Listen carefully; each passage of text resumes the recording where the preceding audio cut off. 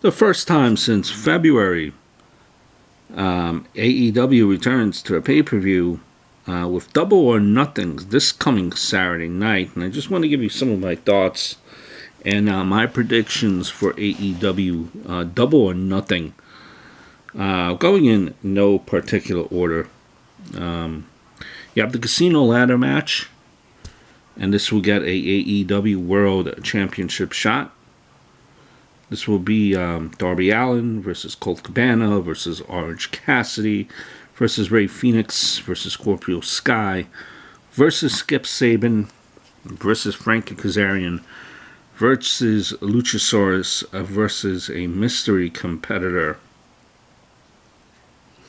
So I just hope the mystery competitor is not Sting. Please, oh please, let it not be Sting. I understand nostalgia. People like nostalgia. Comes a point where you just have to let it be in the past. Yes, Sting, when he was out there, should have gotten the WrestleMania win with WWE. They could have done more things with him. Really injured, really not much that they chose to do after the fact. But in the Casino Ladder match, it just kind of feels like a match to kind of crown a contender for a short title program to play out on Dynamite. Rey Fenix, to me, is one of the best wrestlers on the planet, and a win here puts him in line to take on a Moxley or a Lee in a title match on television. The mystery competitor could change things in a big way, but without knowing who that is, I'm leaning on Phoenix as some of the other best choices for the match have had big singles moments that Phoenix has not yet enjoyed in. So I'm going to go with Rey Fenix winning this. I mean, this is the problem. You really don't have no one in the main event picture for AEW. There's Moxley, there's Jericho, and then that's it. Who else is there? Brody Lee.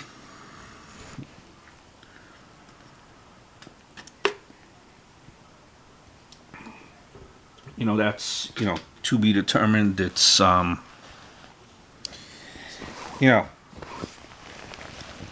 slim pickings, and I see why they're doing this.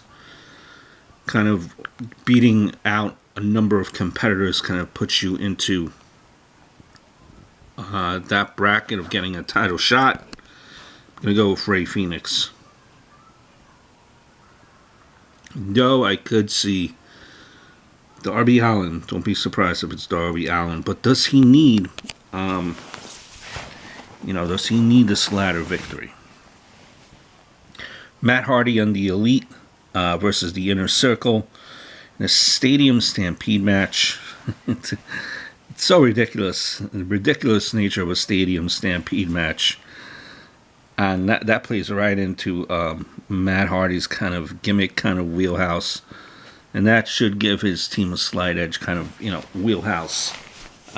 Stadium Stampede, unpredictable, kind of out there. The match is going to be pure madness. And this is built for, the broken one, Matt Hardy. There's going to be a lot of good brawls, individual brawls between these competitors. A lot of wild action. I think, Hardy will have something up his sleeve to pull up the win for Matt Hardy and the Elite. He lost his drone. Let's not forget that. the drone and the memory. Memory will last. Nyla Rose versus Shida. No DQ, no count out. Shida is fantastic, and AEW has done kind of a great job with her run to get the title, to get this title shot. Was she undefeated? But Is she the one to get this dramatic win, to knock off this beast, knock off this monster in Rose? You have that no DQ stipulation that's going to make things interesting. It's going to favor Rose. But sometimes this could backfire. You're going to see a lot from Shida. But I think she's just going to come up short.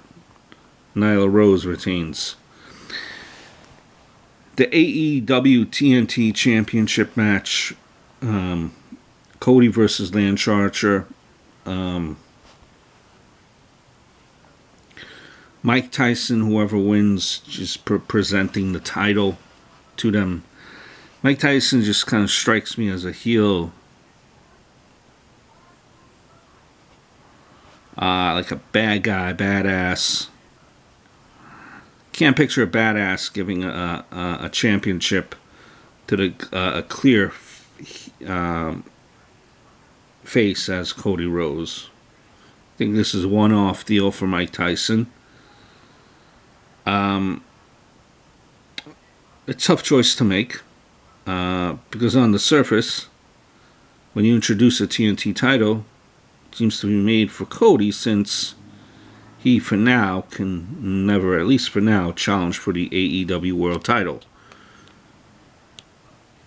But since Archer has come in with Jake the Snake, with his matches, he has been made to look like a monster. And you don't want to stop that momentum.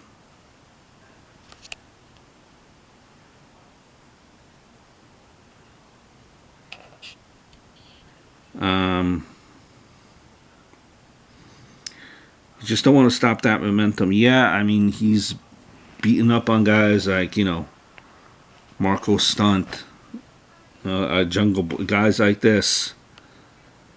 I just don't see how Tyson presenting a title to Cody is going to work here. Lance Archer with the win. Lance Archer kind of starts running up his mouth, I think, and don't be surprised to seeing a couple of rights there by Tyson at the end. AEW World Championship. Jon Moxley. Brody Lee. I don't know, guys. I don't know how you guys are feeling about this.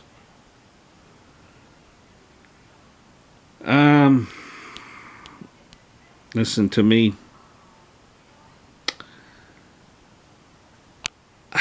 Is the Brody Lee character working? Listen. It's a little strange to see kind of a Brody Lee already given a title shot so soon upon his arrival.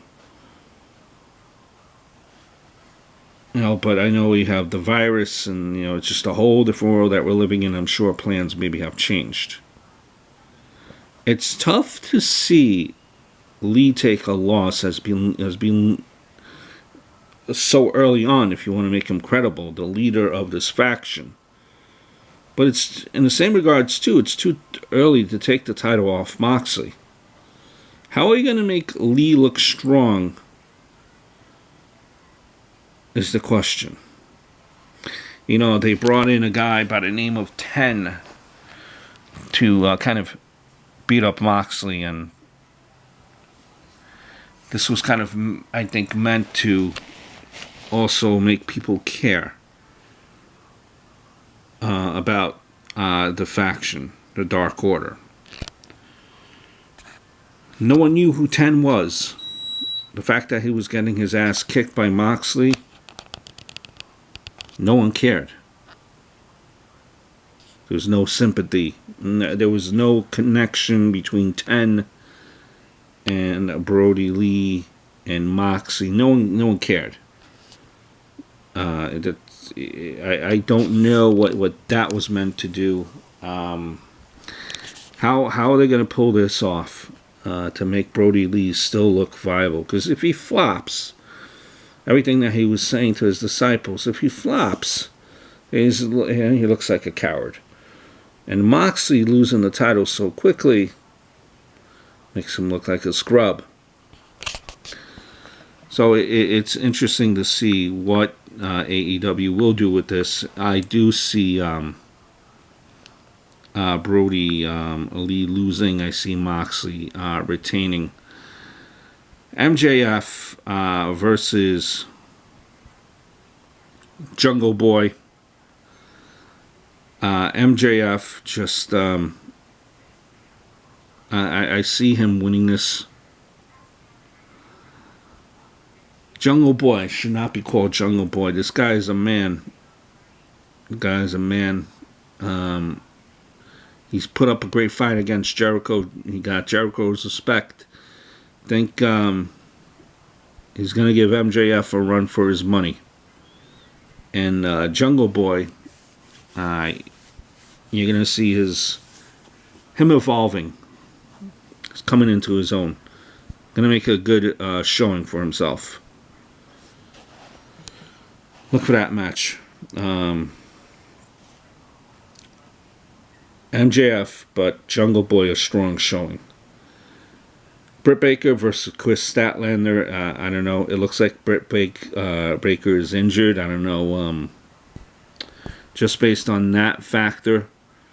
If in fact she is injured, or severely, or maybe just hurt, or she's going to need to take some time off. I think they're going to do it somehow. They're going to need to write Britt Baker off somehow. Maybe she'll be there for Oohs and Ahs and Britt Baker, and Chris Statlander picks up the victory somehow to kind of catapult her, get her name out there. The women's division is pretty weak, and you need to establish stars. Somehow, I think maybe they could get the shine on Chris Statlander here. Dustin Rhodes versus Shawn Spears. The perfect 10, Dustin Rhodes. The chairman here, Shawn Spears. Yes, Tully Blanchard, which I still don't really get the relationship. They really haven't evolved on that much. Tully Blanchard just seems to be just there. Sometimes really not adding much to this whole relationship. First Shawn Spears is looking for a partner, then I don't know.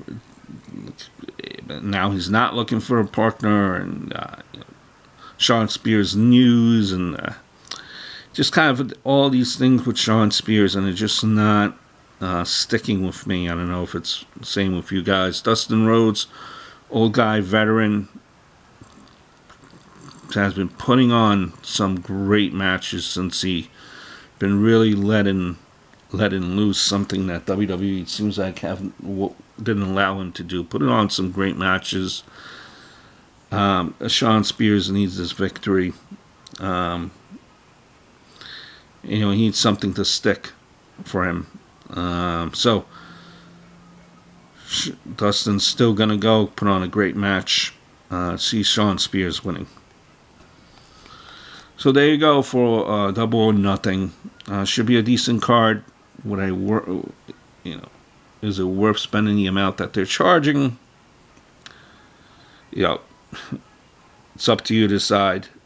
But this has some potential. Some potential to be a pretty decent card. So hope all is well. Look forward to speaking to you guys very, very soon.